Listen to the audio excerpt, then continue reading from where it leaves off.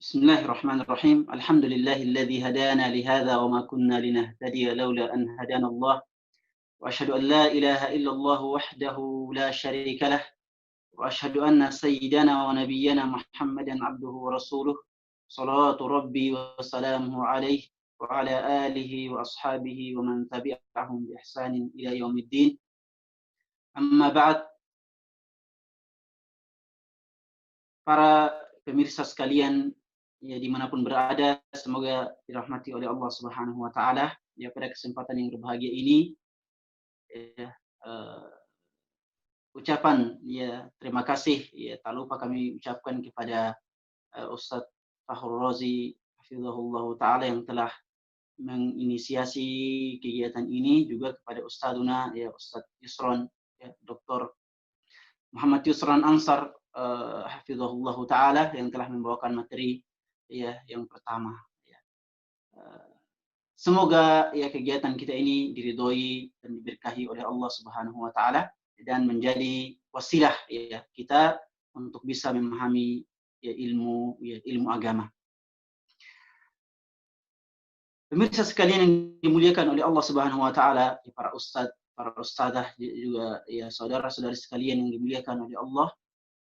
Al-Imam Sufyan Ats-Tsauri rahmatullahi taala alaih yang mengatakan sebagaimana yang tadi juga disebutkan oleh Ustadz Yusron, al-malaikatu hurrasus sama wa ashabul hadithi hurrasul ard, ya, bahwa para malaikat adalah penjaga langit. Para malaikat adalah penjaga langit dari dinaiki oleh para setan tentunya. Dan ya, ashabul hadis, para ahli hadis adalah penjaga bumi. Penjaga bumi bermakna bahwa para ahli hadis adalah yang menjaga keautentikan dan keabsahan din al-Islam. Bahkan juga merekalah yang menjaga makna yang sahih, tafsir yang sahih dari Al-Quran Al-Karim. Sebagaimana firman Allah Subhanahu wa taala dalam Al-Quran, "Inna nahnu nazzalna dzikra wa inna lahu lahafizun." Sesungguhnya kami menurunkan al-dzikr Al-Quran dan senantiasa kami akan menjaga Al-Quran itu.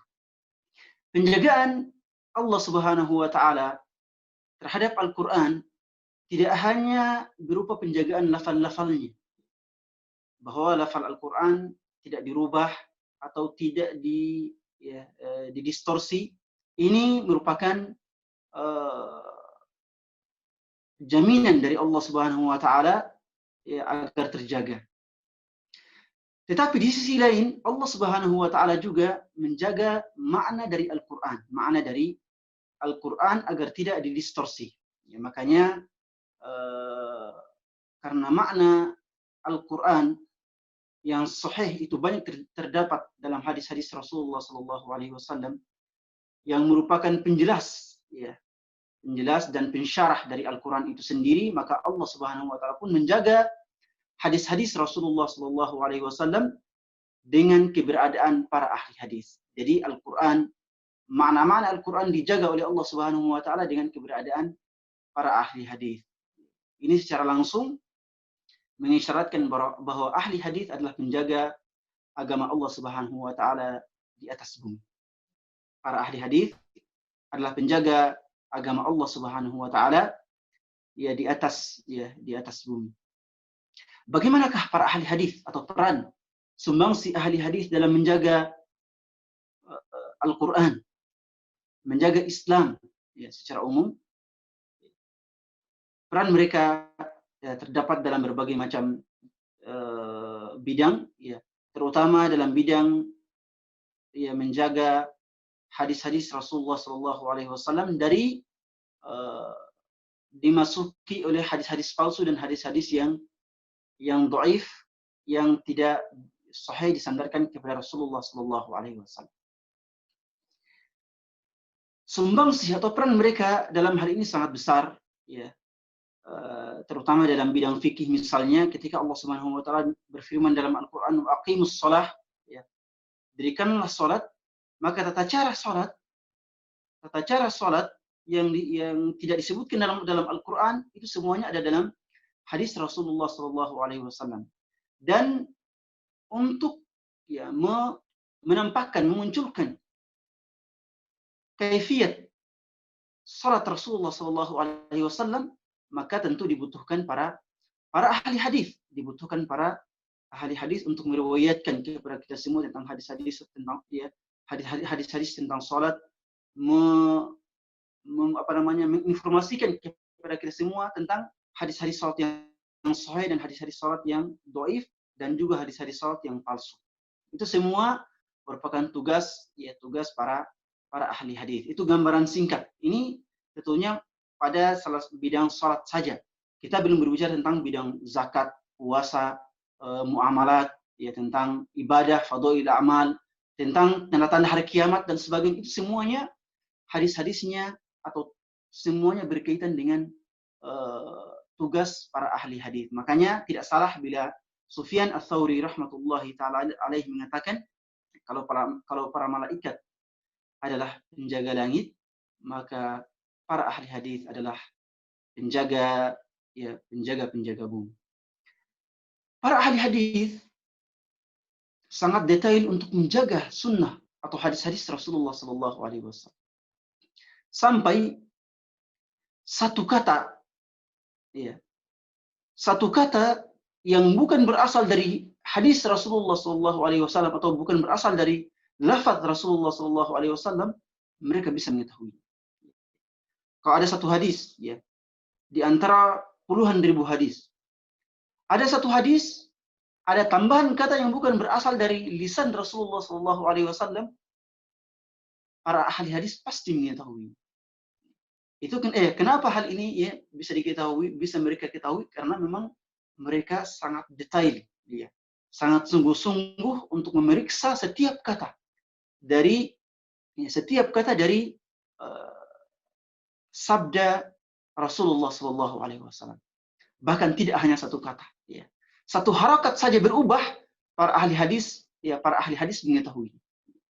Satu harakat saja berubah, para ahli hadis pasti akan mengetahui.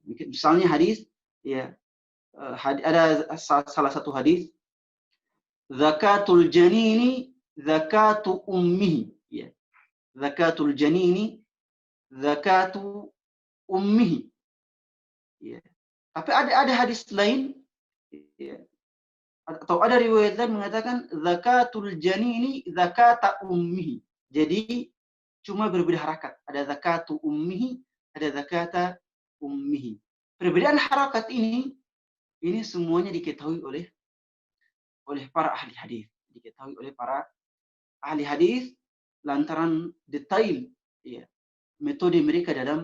detailnya metode mereka dalam memverifikasi, ya, dalam mensahihkan, mendhaifkan dan menilai hadis-hadis Rasulullah sallallahu alaihi wasallam. Jadi, ya, kalau seandainya satu harakat berubah bisa diketahui oleh para ahli hadis, maka tentu, ya, satu kalimat, ya, atau satu halaman hadis palsu atau hadis dhaif pasti juga diketahui oleh para ahli hadis, ya. Itulah, ya, salah satu peran penting, ya, ahli hadis dalam sunnah atau dalam menjaga keautentikan hadis-hadis Rasulullah sallallahu alaihi wasallam. Pertanyaannya, bagaimanakah peran ahli hadis? Peran para muhadditsin dalam menjaga hadis-hadis Rasulullah sallallahu alaihi wasallam, ya. Ini bisa kita singkat dalam beberapa poin. Ya, yang pertama adalah dalam, ya, menjaga hadis-hadis Rasulullah sallallahu alaihi wasallam, para ahli hadis melakukan rihlah menuntut ilmu hadis. Para ahli hadis melakukan rihlah dalam rangka menuntut ilmu hadis, dalam rangka menghafal hadis-hadis Rasulullah sallallahu alaihi wasallam. Makanya pada zaman dahulu para salaf rahmatullahi taala alaihim, para sahabat, para tabi'in, para imam-imam setelah ya para tabi'in, Imam Syafi'i, ya Imam Ahmad ibnu Hanbal, dan imam-imam yang lainnya, mereka itu melakukan rihlah, ya, perjalanan untuk menuntut ilmu hadis. Dikisahkan salah satu ulama hadis, Ibnu Abi Hatim, Ibnu Abi Hatim, atafan Abu Hatim, ya, Muhammad ibnu Idris Ar-Razi, rahmatullahi taala alaih. Beliau sampai mengelilingi Timur Tengah dengan berjalan kaki demi untuk menghafal, menuntut ilmu hadis. Beliau dikisahkan, ya, berjalan kaki sebanyak 10.000 farsah. 10.000 farsah, kalau nggak salah dalam 10.000 farsah, kalau nggak salah dalam hitungan kita sekitar 30.000 atau 40.000 kilometer. Ya. Beliau melakukan perjalanan, ya, sejarak 40.000 kilometer, semuanya dengan berjalan kaki demi untuk menuntut ilmu hadis Rasulullah Sallallahu Alaihi Wasallam. Ya. Itu masih kisah Abu Hatim Ar-Razi, belum kisah-kisah para ahli hadis lain, Imam Ahmad dan Ibnu Ma'in, sampai ya melakukan rihlah sampai ke Yaman, dari kota Baghdad menuju kota San'a di negeri Yaman. Mereka juga melakukan rihlah ke negeri Mesir, ya, sampai ke Syam, ke Madinah, dan ke negeri-negeri lainnya. Tentunya ini merupakan peran sumbangsih kesungguhan ahlul hadis untuk menjaga sunnah atau hadis-hadis Rasulullah Sallallahu Alaihi Wasallam. Bahkan di antara mereka sampai rela untuk melakukan safar 1 bulan penuh, 1 bulan, demi untuk menghafal satu hadis. Sebagaimana dikisahkan dalam kisah Jabir ibnu Abdullah Al-Ansari radhiyallahu taala anhu. Jabir ketika di Madinah, beliau mendengar suatu hadis. Rasulullah sallallahu alaihi wasallam, yub'atsun nas uratan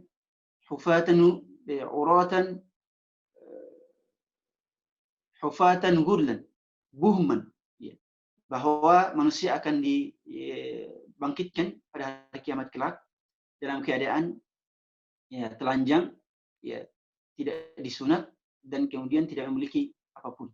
Ya. Ketika Jabir radhiyallahu taala anhu mendengar hadis ini, beliau bertanya, ya, Jabir seorang sahabat tentunya, beliau bertanya, ya, sahabat siapakah yang meriwayatkan ini dari Rasulullah Sallallahu Alaihi Wasallam? Maka dikabarkan kepada beliau bahwa sahabat itu sahabat itu bernama Abdullah ibn Unais, dan sahabat ini bermukim di Syam.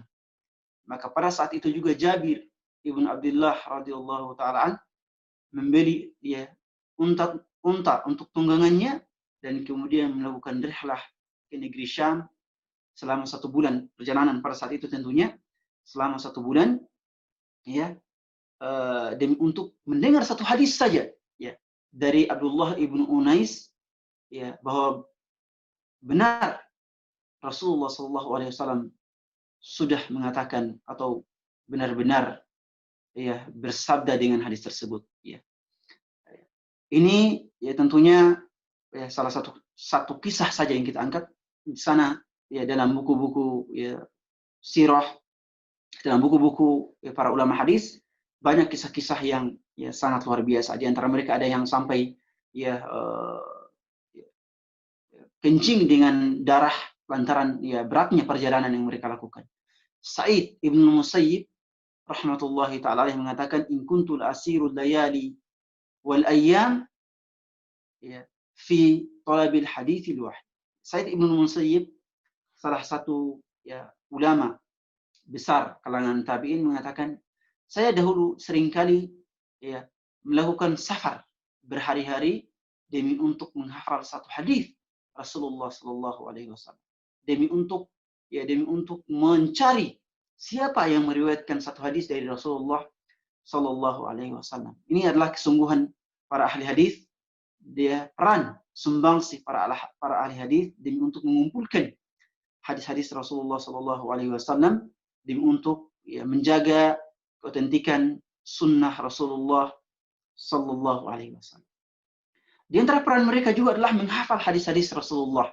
Pada zaman dahulu tentunya ya belum ada ya belum tersebar ya apa namanya pulpen alat tulis juga ya kertas seperti yang tersedia pada zaman sekarang ya. Jadi mereka yang mereka andalkan adalah hafalan, ya hafalan mereka. Tentunya pada saat itu Allah Subhanahu wa taala memberikan mereka hafalan, ya. Memberikan mereka kekuatan hafalan. Ya, Imam Ahmad rahmatullahi alaih sampai menghafal 1 juta jalur hadis misalnya. Demikian pula Imam Al-Bukhari, Abu Zur'ah Ar-Razi, Abu Hatim Ar-Razi. Mereka ini adalah para penghafal hadis yang sampai menghafal ratusan ribu hadis. Mungkin kita akan bertanya bagaimana mereka bisa menghafal hadis-hadis Rasulullah Sallallahu Alaihi Wasallam. Tentunya ini adalah fitrah, ya, fitrah yang Allah Subhanahu Wa Taala berikan kepada mereka semua. Ya, orang tua kita dahulu, ya pada 100 tahun yang lalu, bahkan 50 tahun yang lalu, mereka sama sekali tidak tahu membaca dan menulis. Ya. Alat tulis pada saat itu masih terbatas. Tetapi mereka bisa menghafal banyak hal dengan sekali dengar. Dengan sekali dengar, mereka bisa menghafal 1 kali. Yes. Menghafal dengan cepat dan dia dengan hafalan yang sangat kuat. Ya, ayah saya misalnya, ya beliau, ya misalnya ketika mendengar cerita nasab, misalnya nasab yang sampai bercabang-cabang banyaknya, dari ya mendengar ilmu nasab dari orang tua atau dari kakek dan ayah-ayahnya, beliau bisa menghafal nasab-nasab tersebut dengan 1 kali dengar. Dan ini bukan sesuatu yang aneh dan ajaib ya bagi mereka yang memang tidak terbiasa dengan alat tulis. Ya, atau pada komunitas, pada suku yang memang tidak memiliki alat tulis. Mereka itu hafalannya akan sangat kuat. Kenapa? Karena mereka berpatokan dengan pendengaran, sehingga pendengaran mereka seakan-akan menjadi alat tulis bagi mereka. Sebab itu para ulama hadis pada zaman dahulu menghafal hadis sampai 1 juta hadis, sampai 100.000, 500.000, 600.000, itu bukan hal yang ajaib. Kenapa? Karena itulah yang menjadi fitrah mereka pada zaman itu. Kemudian pada zaman-zaman abad pertengahan hingga zaman kita ini, kenapa hafalan kita melemah? Karena kita semua sudah memiliki senjata ampuh ya supaya kita tidak menghafal. Ya, senjata ampuh kita adalah buku, ya. Apalagi pada zaman sekarang adalah gadget. Ya. Para ulama kita pada 20 tahun yang lalu yang belum mengenal komputer misalnya, atau belum mengenal Android, hafalan mereka sangat luar biasa. Ya, walaupun mereka memiliki buku tentunya, tapi hafalan mereka sangat luar biasa. Ketika zaman Android datang tiba, ya hafalan itu kemudian berubah. Kenapa? Karena ya kita sudah berpatokan pada Android, tidak mau lagi capek-capek untuk menghafal.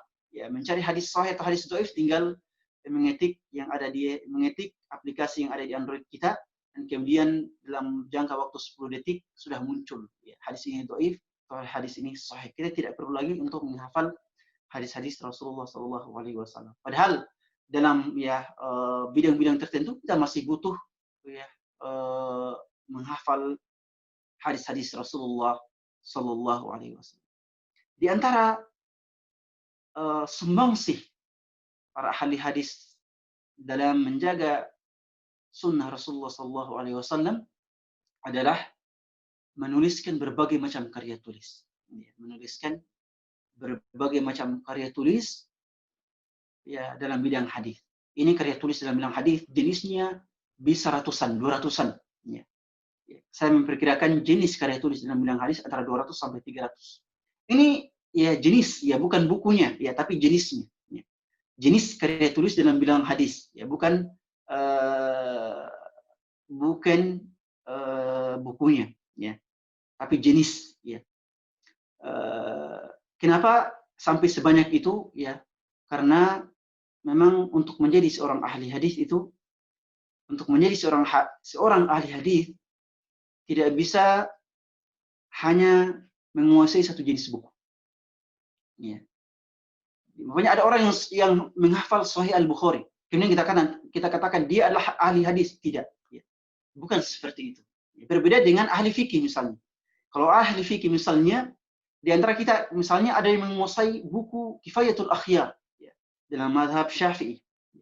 Maka kita katakan pasti kita akan katakan kepada orang tersebut dia adalah seorang faqih. Kenapa? Karena dia menguasai salah satu buku mazhab Syafi'i yang sangat luar biasa. Tetapi kalau ada orang yang mengatakan saya telah menghafal, telah menguasai Bulughul Maram misalnya, menghafal Bulughul Maram, kita tidak akan katakan bahwa dia adalah seorang ahli hadis. Tidak. Kenapa? Karena syarat untuk menjadi ahli hadis, syarat untuk menjadi ahli hadis atau seorang muhaddits itu sangat berat. Dia harus menguasai ratusan jenis buku, bukan ratusan buku, tapi ratusan ya jenis buku, ya buku-buku hadis. Lalu apakah jenis-jenis buku hadis tersebut? Ya.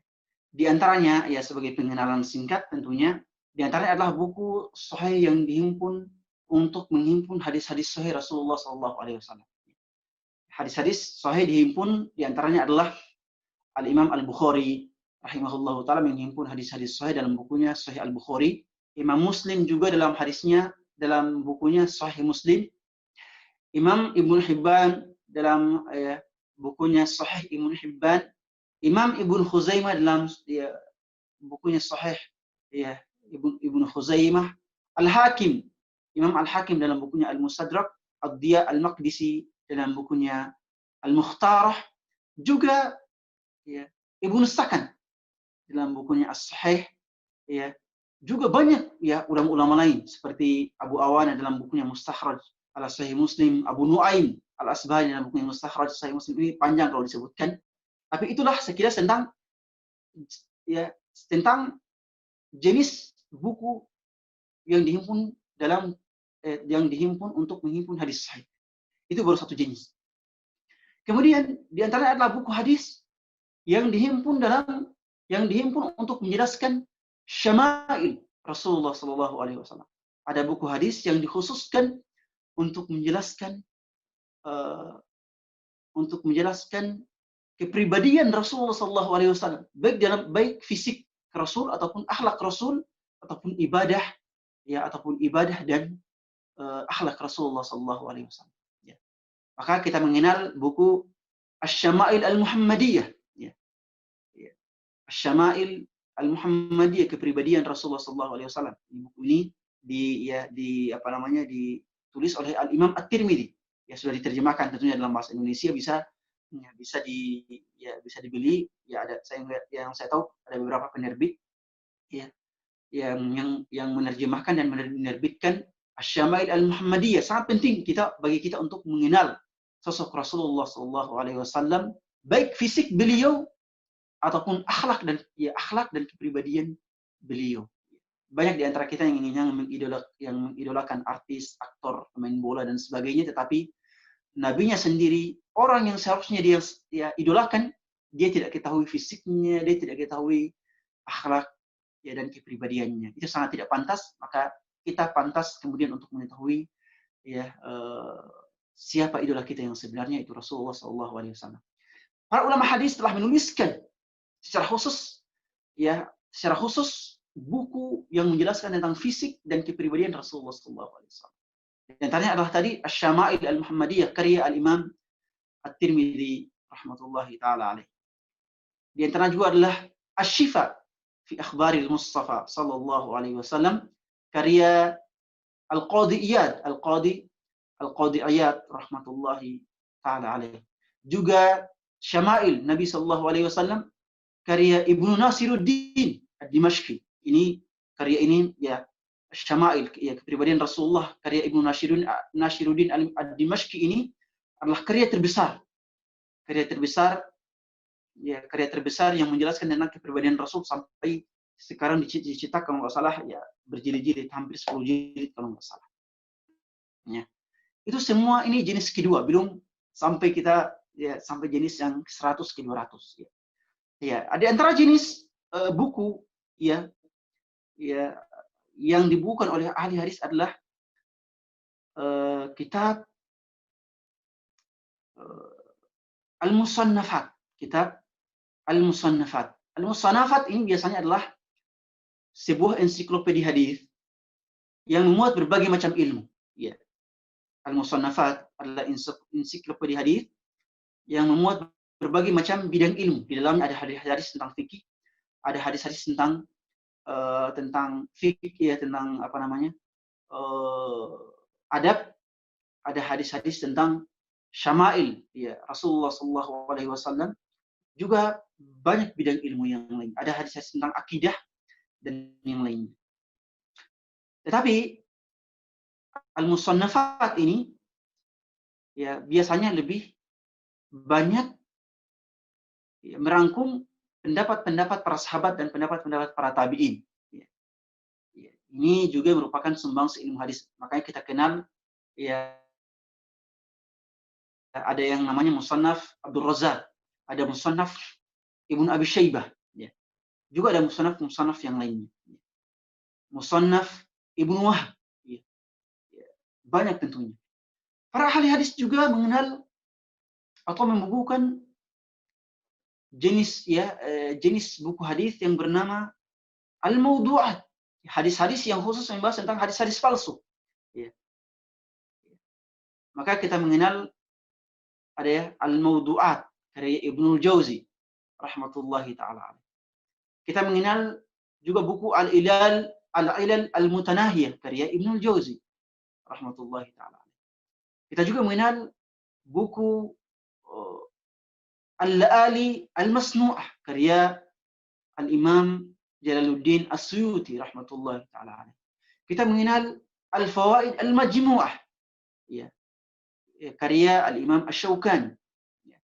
Kita mengenal buku hadis Al-Maqasid Al-Hasanah, ya, karya Syamsuddin As-Sakhawi.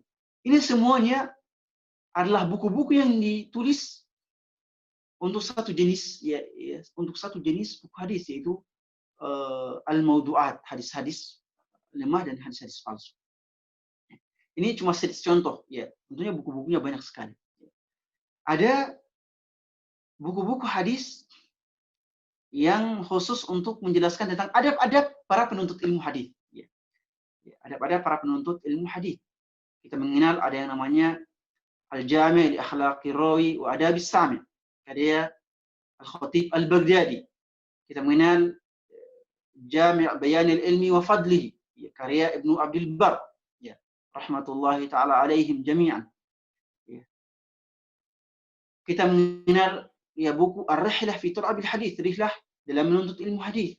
Ini semuanya, ya, semua satu jenis, ya, yaitu buku-buku untuk merangkum satu jenis, yaitu adab, ya, para penuntut ilmu hadis. Ya. Juga sebagai faedah bahwa buku-buku adab, ya, buku-buku adab, ya, buku-buku adab atau moral yang paling pertama membukukannya adalah para ahli hadis. Ya. Buku-buku adab atau buku-buku moral dalam Islam yang paling pertama membukukannya adalah para ahli hadis. Ya. Bahkan para ahli hadis punya buku tersendiri untuk, ya, buku tersendiri untuk merangkum hadis-hadis tentang adab, ya, hadis-hadis tentang akhlak, tentang moral dalam Islam. Makanya ahli hadis seharusnya adalah orang yang paling pantas untuk beradab dengan adab-adab Rasulullah Shallallahu Alaihi Wasallam. Kita mengenal dalam buku-buku adab ini yang dirangkum oleh para ahli hadis, kita mengenal ada buku-buku, ya, yang sangat luar biasa. Di antaranya adalah Al-Adabul Mufrad. Al-Adab Al-Mufrad karya Al-Imam Al-Bukhari rahmatullahi taala alaihi, yang seringkali disyarah oleh Ustaz Muhammad Tusran hafizahullah taala. Di antara buku adab adalah Riyadhus Shalihin karya Imam An-Nawawi, ya. Riyadhus Shalihin ini sangat pantas bagi kita semua, ya, jemaah sekalian, pemirsa sekalian, sangat pantas untuk, ya, sangat pantas untuk membeli dan mengoleksi kitab Riyadhus Shalihin. Sebagai, ya, faedah bahwa di musim pandemi ini kebetulan saya mendapatkan amanah untuk mengedit terjemahan kitab Riyadhus Shalihin Ya, ada terjemahan kitab Riyadhus Shalihin, ada terjemahan syarah kitab Riyadhus Shalihin yang akan diterbitkan oleh Markaz Rawat islamhouse.com. Ya, alhamdulillah kami ditugaskan untuk mengedit terjemahan syarah Riyadhus Shalihin. Ya, buku yang memuat tentang adab-adab yang sangat luar biasa. Ya, yang hampir ya, kira-kira isinya hampir 2000 hadis. Ya. Buku ini sangat luar biasa. Ya. Maka sangat pantas bagi kita semua untuk mengoleksi kitab Riyadhus Shalihin. Ya. Siapa yang belum mengoleksi dan membaca Riyadhus Shalihin, buku Riyadhus Shalihin, maka dia belum bisa atau belum akan menikmati indahnya hadis-hadis Rasulullah Sallallahu Alaihi Wasallam. Pantas bagi kita untuk membeli Riyadhus Shalihin. Di Indonesia banyak terjemahannya, syarahnya juga ada. Ya, syarahnya juga banyak tersebar.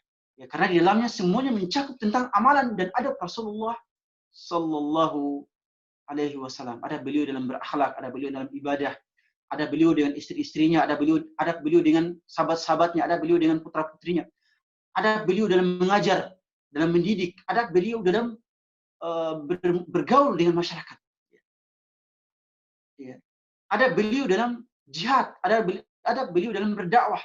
Semuanya ada dalam Riyadhus Shalihin. Bahkan kalau ada anak-anak kita, ya, kita tentunya ya sudah susah untuk menghafal.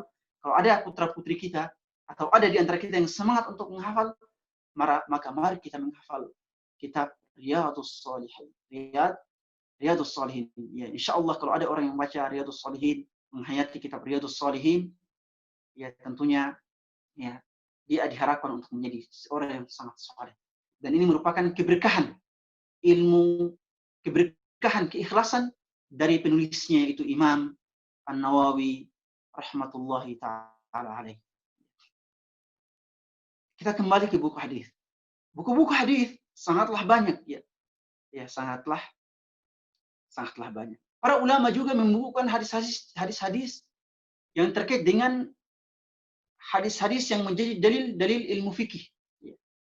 Maka kita mengenal ada jenis buku hadis yang bernama Ahaditsul Ahkam. Di antaranya adalah Bulughul Maram. Ya. Bulughul Maram karya Al-Hafidz Ibnu Hajar. Ya. Ini tentang dalil-dalil fikih. Kita mengenal ada yang namanya Umdatul Ahkam. Ya. Karya Abdul Ghani Al-Maqdisi. Kita mengenal hadis buku-buku ahkam Al-Muharrar. Ya. Al-Muharrar fil hadis karya Ibnu Abil Hadi Al-Hanbali. Juga kita mengenal Muntaqal Akhbar. Ini semuanya buku-buku dalam salah yang terangkum ya, yang berada di bawah satu jenis ya, buku hadis yang bernama Haditsul Ahkam. Hadis-hadis yang terkait dengan hukum fikih. Ya. Di antara juga adalah hadis-hadis yang merangkum atau buku-buku hadis yang merangkum riwayat hadis sahabat tertentu. Misalnya riwayat hadis Abu Hurairah dibukukan tersendiri. Kita mengenal Musnad Abi Hurairah. Kita mengenal Musnad Umar ibn Khattab. Hadis yang khusus dirangkum untuk menyebutkan hadis-hadis yang diriwayatkan oleh Umar ibn Khattab, atau Musnad Abu Hurairah, Musnad Abu Bakar, ya, Musnad Aisyah radhiyallahu taala anha. Ini semuanya ya dirangkum untuk mengumpulkan hadis-hadis satu sahabat saja. Ya. Kita juga dalam bidang ilmu hadis kita mengenal yang namanya Kutubus Sunan. Ya. Kutubus Sunan Musnad tadi kita bisa mengenal juga ada yang namanya Musnad Ahmad, ya, yang sangat terkenal, Musnad Ad-Darimi, ya, Musnad Ibnu Abi Syaibah, Musnad ya, Ibnu Wahab, ya, Musnad Baqi Ibnu Makhlad, ini semuanya musnad, ya, masih banyak lagi, ya. Kemudian ya di antaranya adalah Kutubus Sunan. Kutubus Sunan biasanya adalah kitab bersanad yang merampung tentang hadis-hadis Rasulullah SAW dalam beberapa bidang seperti fikih dan adab. Dan adab. Kita mengenal ada yang namanya Sunan Abu Dawud. Ya. Kita yang mengenal ada yang namanya Sunan An-Nasai. Sunan At-Tirmidzi, ya. Sunan Sa'id Ibnu Mansur, ya. Sunan Ibnu Majah. Ini semuanya terkait dengan buku-buku sunnah. Ya. Ini terkait dengan sumbangsi ilmu hadis dalam membukukan membukukan hadis-hadis Rasulullah SAW. Di antara sumbangsi para ahli hadis dalam menjaga keautentikan hadis-hadis Rasulullah SAW adalah memunculkan sebuah metode untuk menjaga hadis Rasulullah SAW. Metode itu dikenal dengan ilmu hadis. Ya. Jadi para ahli hadis ketika melihat banyaknya tersebar hadis palsu, hadis dhaif, atau hadis dhaif jiddan tersebar di kalangan masyarakat, mereka sampai berpikir keras bagaimana caranya menetapkan kaidah, menetapkan usul dan kaidah-kaidah untuk mencari tahu, untuk memverifikasi apakah hadis ini sahih atau hadis ini dhaif. Maka mereka pun membuat sebuah kaidah-kaidah, mengumpulkan kaidah-kaidah untuk mencari tahu mana hadis dhaif dan mana hadis sahih, dan kemudian kaidah-kaidah tersebut dirangkum dalam sebuah ilmu yang bernama ilmu hadis. Yang bernama ilmu hadis. Kalau seandainya tadi kita sudah sebutkan hadis-hadis Rasulullah SAW dikumpulkan dalam berbagai jenis buku, maka ilmu hadis juga memiliki cabang-cabang ilmu yang sangat banyak. Ini semuanya demi untuk menjaga sunnah Rasulullah SAW. Itulah apa hebatnya para ahli hadis. Makanya kalau kita masuk ke perpustakaan besar, misalnya di Arab Saudi atau di Mesir, ya, kita akan mendapati bahwa rak buku yang paling banyak atau paling dominan adalah rak buku dalam bidang ilmu hadis, ya. Dalam bidang ilmu hadis. Kenapa? Karena memang lantaran banyaknya buku yang terkait dengan ilmu hadis. Ya, lantaran banyaknya buku yang terkait dengan ilmu hadis. Kalau tadi kita sudah sebutkan, kalau seorang ahli fikih cukup untuk mempelajari 1 buku, 2 buku, 3 buku, itu sudah bisa dikatakan dia adalah ahli fikih.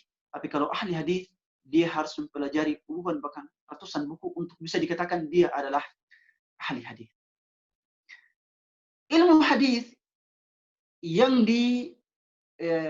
diciptakan oleh para ahli hadis bertujuan untuk menjaga sunnah Rasulullah SAW, untuk mengetahui mana hadis sahih, mana hadis hasan, mana hadis dhaif, dan mana hadis palsu. Tetapi para jemaah sekalian yang dimuliakan oleh Allah Subhanahu wa taala, ilmu hadis ini memiliki cabang-cabang ilmu yang sangat banyak. Di antara cabang ilmu hadis yang sangat populer adalah mustalah hadis. Jadi mustalah hadis. Kita semua mengira bahwa kalau sudah belajar mustalah hadis, saya telah menjadi seorang ahli hadis. Tidak. Mustalah hadis itu adalah hanya pintu, atau mustalah hadis itu adalah hanya jendela, untuk masuk ke dalam satu bangunan yang bernama ilmu hadis. Jadi mustalah hadis itu adalah hanya sebuah pintu. Mustalah hadis, saya ulangi, hanyalah sebuah pintu. Orang yang ingin menguasai ilmu hadis harus memasuki pintu mustalah hadis dulu.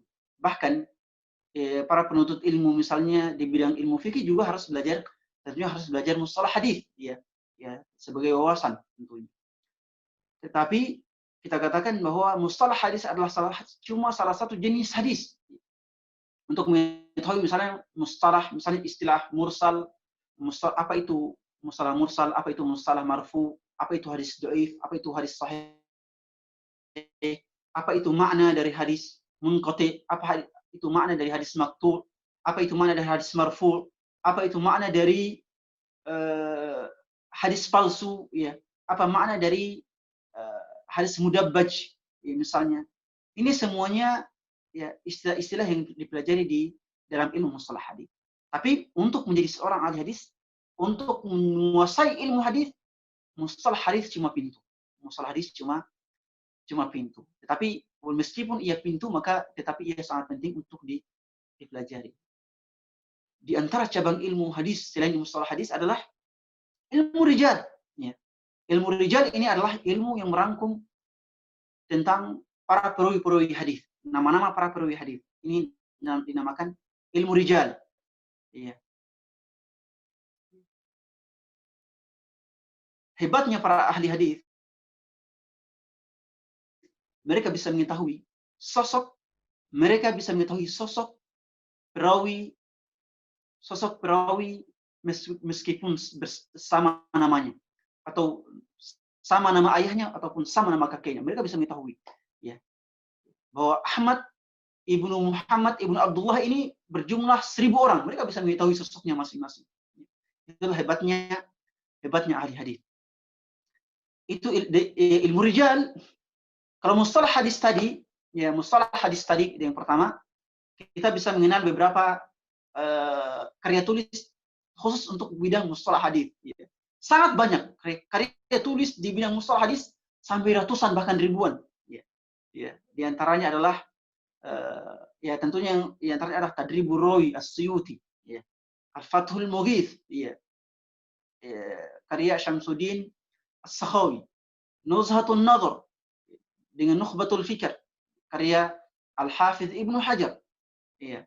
Tetapi yang paling penting bagi kita semua untuk ya, mempelajarinya adalah diantaranya adalah ya, yang tersebar di Indonesia tentunya adalah yang mustalah hadis, ya, karya Taisir, ya, mustalah hadis, karya Al-Qattan, ya, karya Al-Qattan, juga ya Al-Ba'ithul Hathith, ya, karya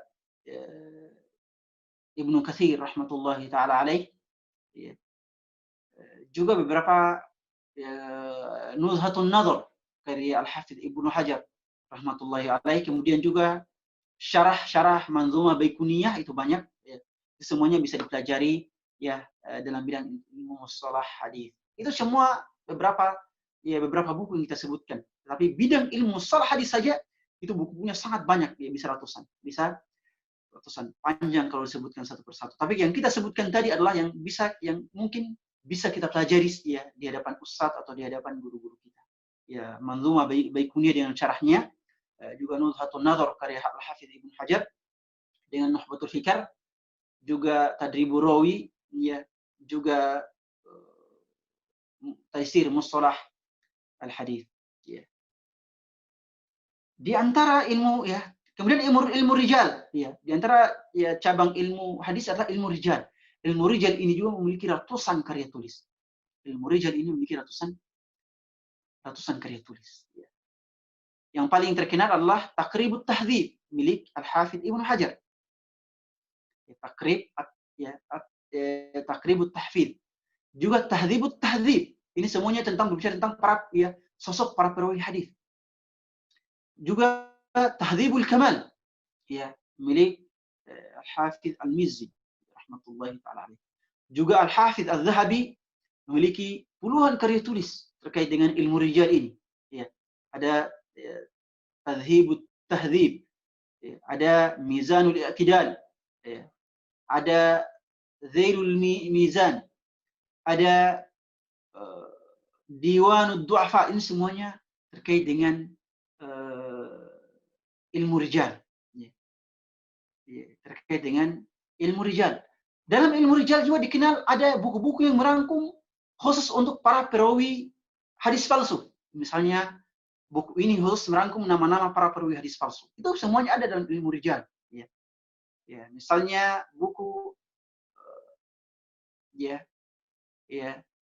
misalnya buku Al-Kashful Hathith. Ini semuanya ya, ilmu Al-Kashful Hathith, buku yang merangkum semua para perawi hadis palsu. Ada buku hadis buku-buku ilmu rijal yang khusus merangkum hadis-hadis para perawi hadis yang dhaif. Kita sudah sebutkan tadi, misalnya Al-Zahabi punya buku Mizanul I'tidal. Ya.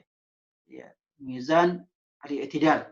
Ya, khusus merangkum hadis-hadis yang diklaim sebagai para perawi dhaif. An-Nasai punya buku Ad-Du'afa. Ibnu Jauzi punya buku Ad-Du'afa. Ibnu Adi punya buku Al-Kamil fi Du'afa'ir Rijal. Juga masih banyak ya buku-buku yang lain tentang berbicara tentang para perawi yang dhaif. Ada buku-buku hadis yang berbicara tentang atau yang memuat tentang para rawi-rawi yang thiqah. Iya. Para rawi-rawi yang thiqah. Jadi ilmu rijal ini memang khusus ya, rijal artinya para perawi, ya, khusus membahas tentang perawi-perawi. Ya. Buku-buku yang khusus ditulis untuk merangkum para perawi yang thiqah, misalnya As-Thiqat Ibnu Hibban, ya, karya Ibnu Hibban rahmatullahi alaih. As-Thiqat karya Ibnu Syahin rahmatullahi taala alaih. Ya, dan juga ya buku-buku yang lain. Ini semuanya ya ada.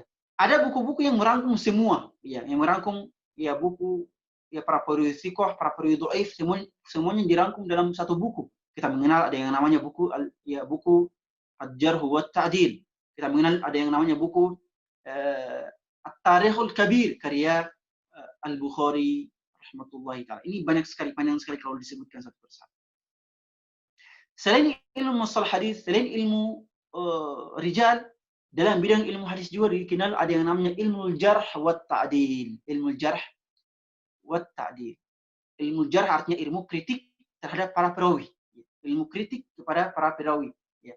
Kapan seorang rawi dikatakan thiqah, kuat hafalannya, dan kapan seorang rawi dikatakan dhaif, lemah hafalannya, dan kapan salah seorang perawi dikatakan sebagai orang yang matruk, ditinggalkan hadisnya, atau kapan salah seorang perawi dikatakan sebagai pemalsu hadis, ya, diklaim sebagai pemalsu hadis. Ini semuanya ya, ini semuanya dijelaskan dalam ilmu jarh wa ta'dil. Dalam ilmu jarh wa ta'dil juga banyak sekali buku-bukunya, sampai ratusan, ya. Tapi yang paling terkenal ya adalah Dhawabitul Jarh wa Ta'dil karya Syekh Al-Abdul Latif. Dhawabitul Jarh wa Ta'dil karya Syekh Al-Abdul Latif rahmatullahi taala alaih. Juga Ilmu Rijal karya Syekh Muhammad Matar Az-Zahrani rahmatullahi taala alaih.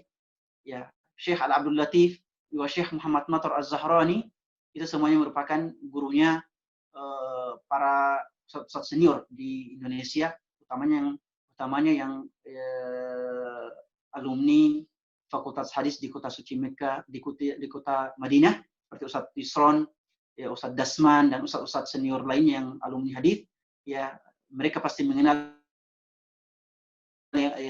namanya Syekh Al-Abdul Latif, dan juga Syekh Muhammad Matar Az-Zahrani. Mereka fokus pada ilmu jarh wa ta'dil, dan mereka berdua, ya, saya tidak dapatkan lagi di Madinah, ya, karena mereka meninggal sebelum ya kedatangan saya. Ya. Tentunya seperti itu ya. Dalam ilmu jarh wa ta'dil sangat banyak, ya. Sangat banyak, ya.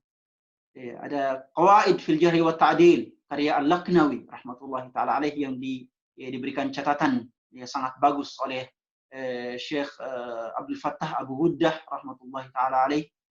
Juga dalam buku-buku Jarh wa Ta'dil yang ya buku-buku Jarh wa Ta'dil, ya. Seperti di Muqaddimah At-Tamhid, ya, karya Al-Hafidh Ibnu Abdul Bar.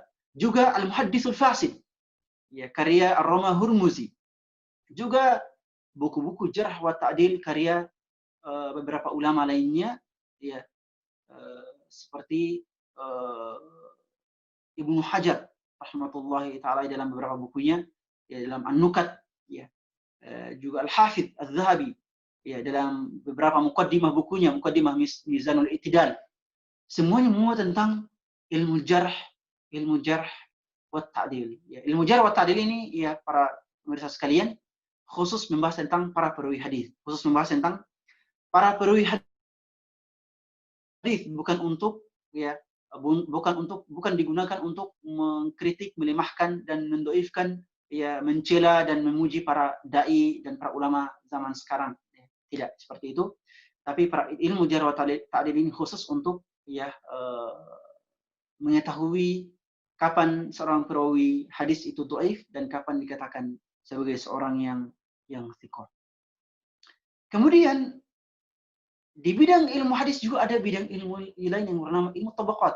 Ilmu tabaqat adalah sebuah ilmu untuk mengetahui zaman seorang perawi. Ya, misalnya Sa'id ibnu Musayyib. Ya, untuk mengetahui zaman kapan Sa'id ibnu Musayyib ini hidup, ya, untuk mengetahuinya maka perlu ya memerlukan sebuah ilmu yang namanya ilmu tabaqat. Ya. Ilmu tabaqat misalnya perawi si fulan adalah seorang sahabat. Perawi si fulan adalah seorang tabi'in. Perawi si fulan adalah seorang tabi'ut tabi'in. Perawi A misalnya hidup pada abad keempat. Perawi B hidup pada abad ketiga. Ini semuanya bisa dipelajari dan diketahui lewat ilmu tabaqat. Ilmu tabaqat juga ya, ilmu tabaqat juga ya adalah untuk mengetahui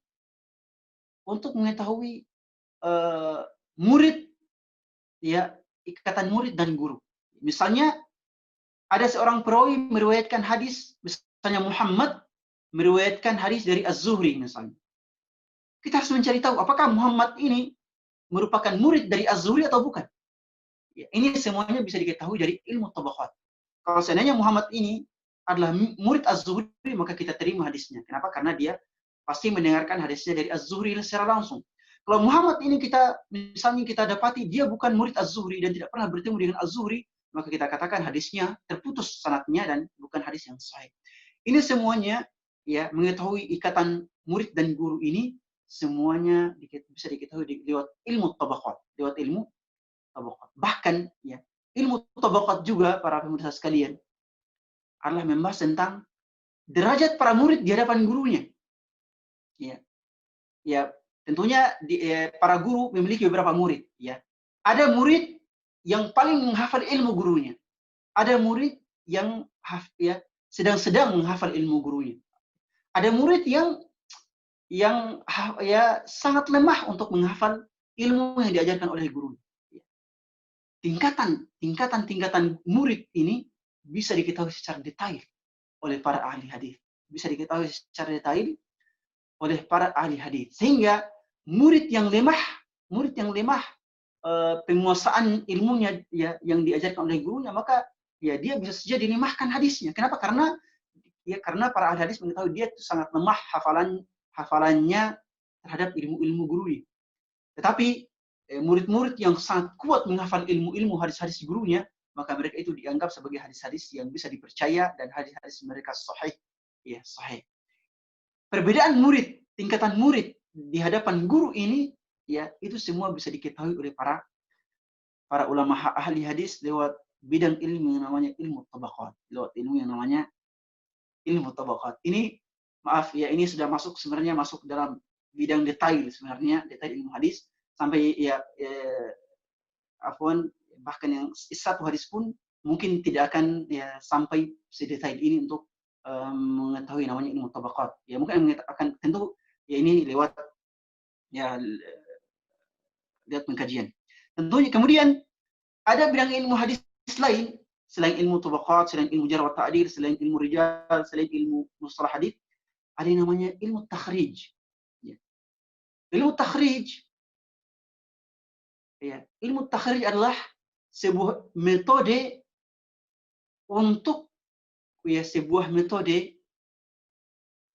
yang digunakan untuk menyimpulkan hadis ini sahih atau hadis ini dhaif. Itu namanya ilmu takhrij. Ya. Metode yang digunakan atau jalan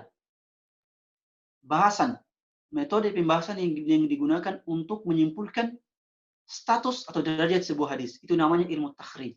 Ya. Yang namanya ilmu takhrij. Kita mengenal beberapa buku takhrij yang sangat luar biasa seperti karya Al-Hafidz Ibnu Hajar rahmatullahi taala alaih, ya, karya Al-Hafidz Al-Iraqi rahmatullahi taala Zainuddin Al-Iraqi, bertakhrij hadis-hadis kitab Ihya Ulumuddin, ya. Ya, hadis-hadis kitab Ihya Ulumuddin karya Al-Imam Al-Ghazali dikeluarkan kemudian ditakhrij, ya, kemudian dibahas apakah hadisnya sahih atau hadisnya dhaif.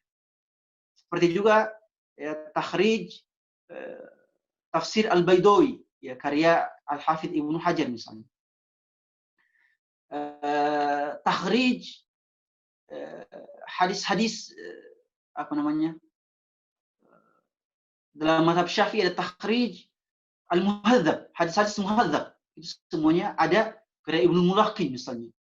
Juga di apa namanya, di era kontemporer sekarang kita mengenal buku-buku Syekh Al-Albani rahmatullahi taala alaih dalam bidang ilmu takhrij seperti Irwaul Ghalil, itu semuanya buku-buku takhrij. Ya. Seperti Silsilah Al-Hadits As-Sahihah karya Al-Albani, itu semuanya buku takhrij. Silsilah Al-Hadits Ad-Dhaifah, itu semuanya buku-buku takhrij. Ya. Juga buku-buku seperti buku-buku Syekh Syuaib Al-Arnaut rahmatullahi taala alaih, juga beberapa bukunya tentunya memiliki buku-buku takhrij. Ya. Itu buku takhrij secara praktek, karena buku takhrij terbagi dua. Ada buku takhrij praktek, buku-bukunya Albani tentunya, buku-bukunya Syekh Syuaib Al-Arnaut, juga buku-bukunya sebagian ulama yang hidup pada zaman sekarang. Ada buku takhrij secara teori. Secara teori ini, ya kalau zaman sekarang, buku yang paling bagus untuk dimiliki adalah seperti buku-bukunya Syekh Abdul Aziz Asy-Syai' rahmatullahi hafizahullah taala, seperti Dirasatul Asanid, ini semuanya buku-buku takhrij. Ya. Di Madinah sendiri ada beberapa dosen yang memiliki buku-buku takhrij seperti Bakar Al-Abid yang memiliki buku takhrij, ya takhrij al-hadits, metode-metode takhrij. Ini semuanya Syekh Al-Qattan, ya penulis Taisir Mustalah Hadis, juga punya buku takhrij, ya. Ya punya buku takhrij secara teori. Ya, ini semuanya dirangkum dalam salah satu jenis ilmu hadis yang bernama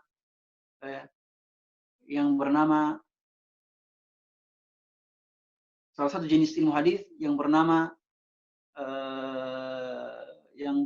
ilmu takhrij. Ya.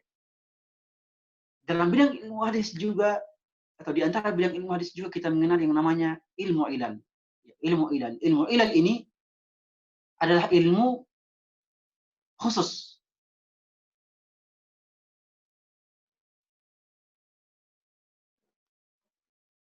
Soalnya nggak kedengaran ya.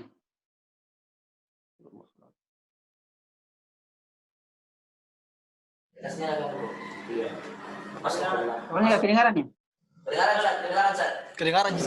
Okay. Ada sebagian tidak kedengaran katanya. Hayakumullah. Ilmu ilal, ya.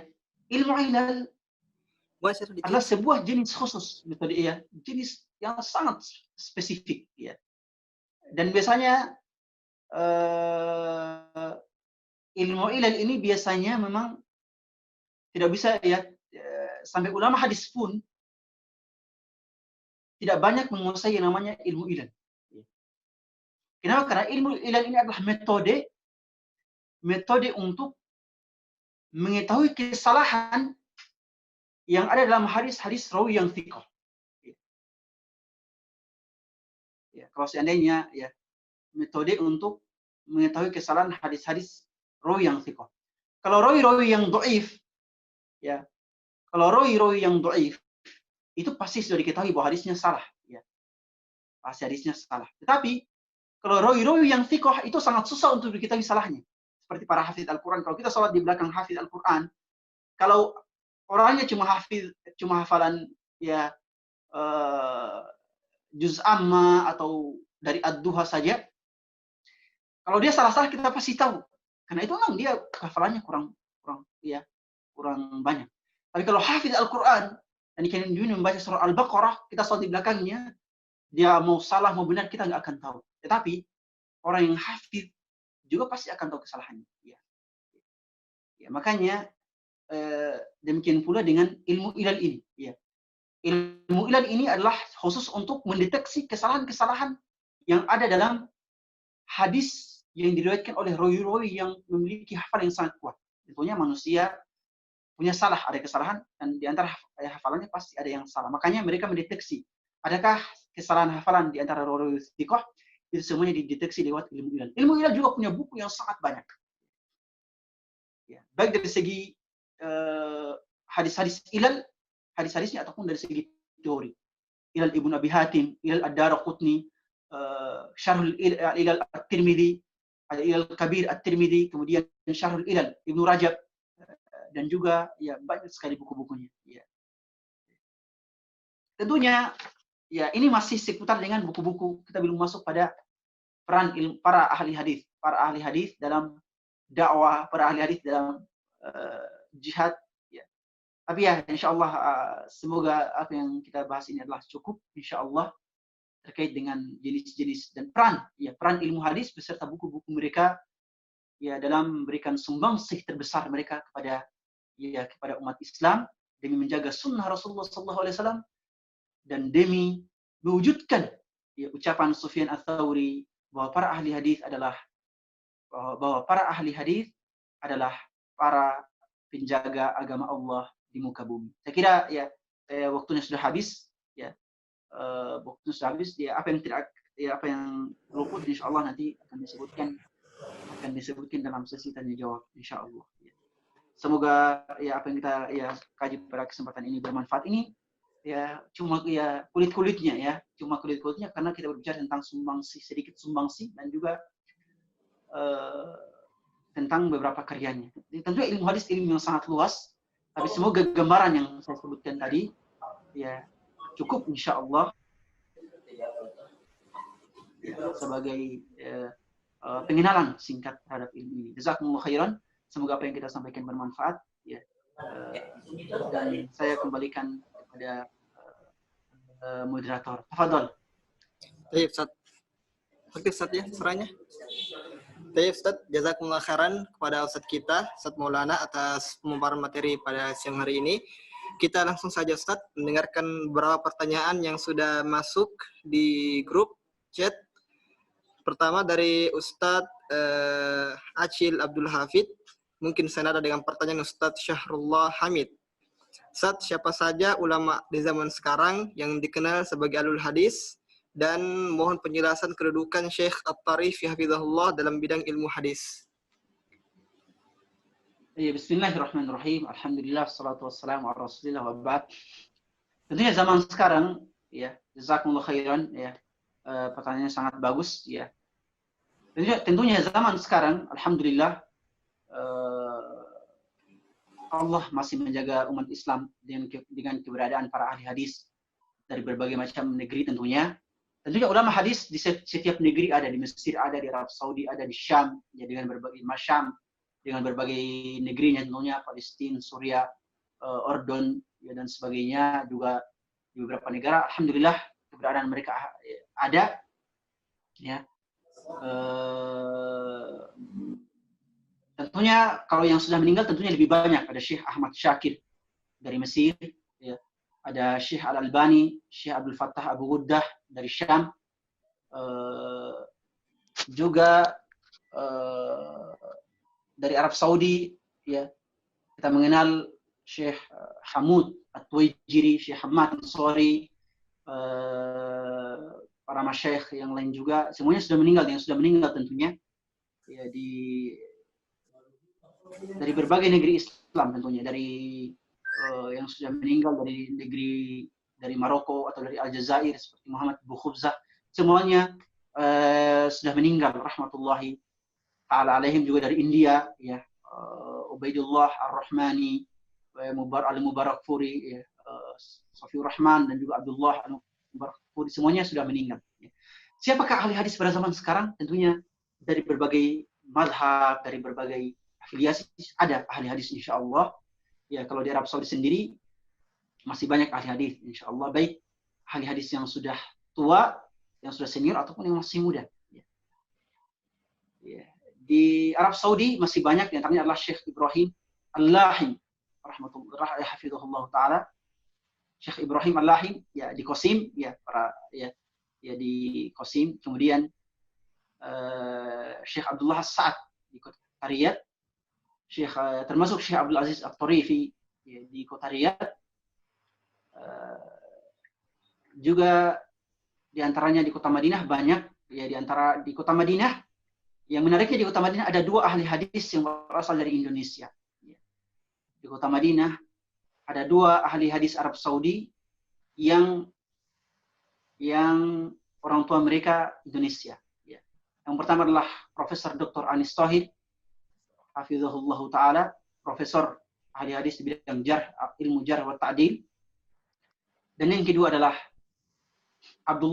Profesor Dr. Abdullah Ibnu Hasan Dompu, ya, dari Bima tentunya. Nama beliau Abdullah Ibnu Hasan Dunfu, ya, atau Abdullah Ibnu Hasan Dumfu. Dumfu itu adalah dari kata dompu, dari Bima. Beliau adalah ahli hadis spesialis, profesor hadis spesialis ilmu ilal, ya,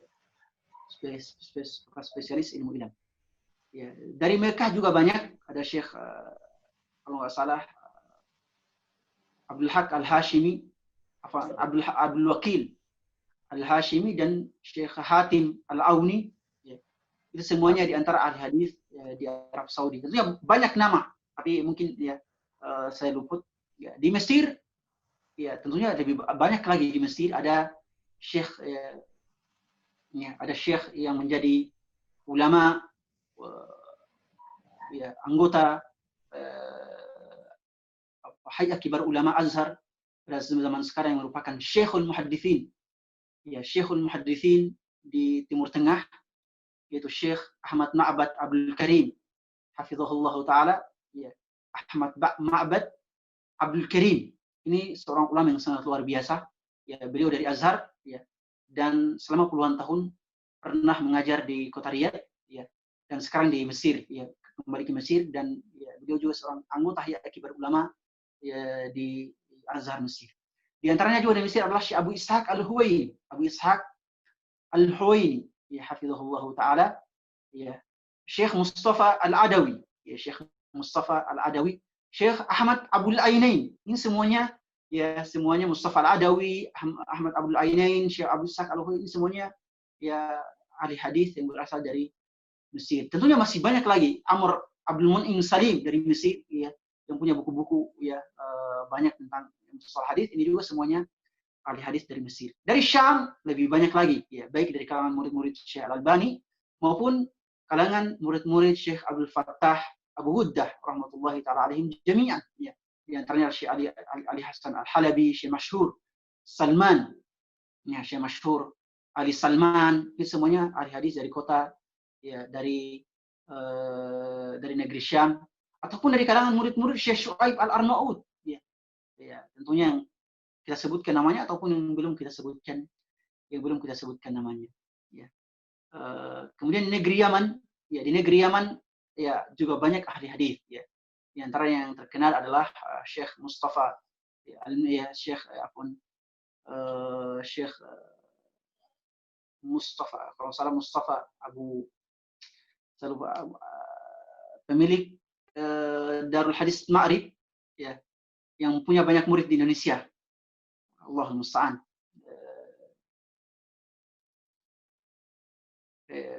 Al-Misri, ya, Syekh Mustafa Al-Misri kalau nggak salah. Itu semua Abdul Hasan Mustafa Al-Ma'ribi Al-Misri, beliau salah satu ahli hadis di sana. Juga beberapa ahli hadis lain di kota di Yaman, ya. Ya, tentunya, ya, Syekh dari kalangan Salafi, ya, maupun dari kalangan ya, selain Salafi, tentunya, ya, dari kalangan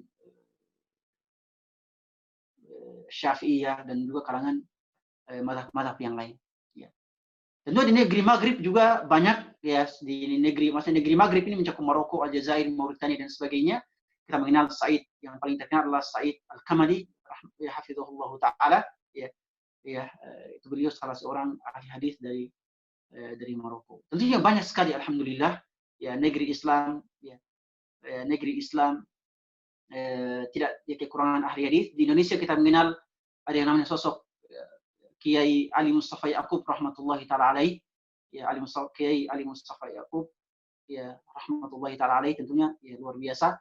Ya, tentunya zaman sekarang, ya, ada, ya, para pakar hadis, ya, mungkin, ya, di Indonesia ada Dr. Dasman, ada Dr. Yusron, ya, hafizahumullah, ada Dr. Sufyan Baswedan, dan beberapa dokter hadis lainnya yang baik dari alumni Azhar ataupun alumni Arab Saudi ataupun alumni Yordania. Di Malaysia tentu, ya, banyak, ada beberapa ahli hadis. Semuanya alhamdulillah negeri Islam tidak kekurangan ahli hadis. Jazakumullah khairan. Terakhir, ada 2 pertanyaan mungkin yang senada mengenai kitab hadis, Ustaz. Pertama tentang ilmu hadis diraya mungkin. Bagaimana tentang karya Ibnu Mulaqin, buku Tazkirah fi Ulumil Hadis, apakah direkomendasikan untuk mempelajari mustalahul hadis? Kemudian pertanyaan yang serupa mungkin tentang ilmu hadis riwayah, mengapa orang sangat mengambil hukum sebuah hadis dari kitab Syekh Al-Albani rahimahullahu taala. Apa keistimewaan beliau dibandingkan ulama-ulama hadis mutaqaddim? Ya, bismillahirrahmanirrahim. At-Tadhkirah fi Ulumul Hadis karya Ibnu Mulaqin sangat bagus tentunya, ya, sangat bagus. Ya, silakan dipelajari. Tapi problemnya At-Tadhkirah sangat jarang disyarah. Ya, sangat jarang ada buku syarah penjelasan tentang buku At-Tadhkirah Ibnu Mulaqin. Ya. Ya, itu problemnya, ya. Jadi kenapa kita katakan Al-Baikuni atau Nuzhatun Nadhar, karena buku-buku yang seperti ini sudah banyak disyarah oleh para ulama sehingga mudah kita untuk memahaminya. Ya, buku-buku yang disyarah oleh para ulama, ya, buku-buku yang disyarah oleh banyak para ulama yang sudah terkenal di kalangan para penuntut ilmu, itu lebih mudah untuk dipahami daripada buku yang sangat jarang untuk dibahas. Ya. Makanya, ya, tapi kalau untuk mau dipelajari, silahkan dipelajari At-Tadhkirah karya Ibnu Al-Mulaqin rahimahullahu taala. Ya, sangat ya, bagus, ya. Ya. Tapi ya, belajar tentang buku-buku yang sudah masyhur populer itu juga sangat disarankan karena lebih memudahkan. Ya, kalau ada sesuatu problem yang kita nggak bisa pahami, kita bisa bertanya kepada siapa saja karena sudah sangat populer. Kemudian yang kedua tentang kenapa Syekh Al-Albani, ya, pertama, ya, para pemirsa sekalian, tentunya tidak ada ulama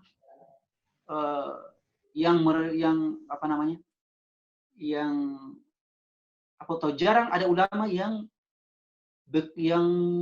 bekerja seperti kerjanya Albani rahmatullahi taala alaih. Beliau memverifikasi, membahas semua hadis-hadis semampu beliau, utamanya hadis-hadis yang ada yang beliau ketemukan, semampu beliau memverifikasi untuk dinilai sahih atau dhaif.